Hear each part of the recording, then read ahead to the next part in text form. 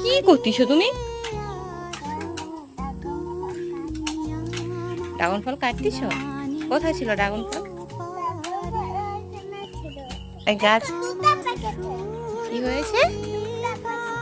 দুটা পেকেছে? এখনো কটা হয়ে আছে?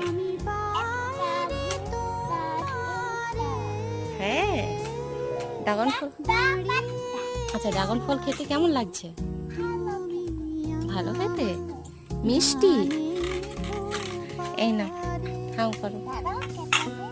এই তো, এটা হাত তুমি দাঁতে কাটো, দাঁতে কাটো। দাঁত নষ্ট করছো মা। আচ্ছা ধরো, এটা ধরো।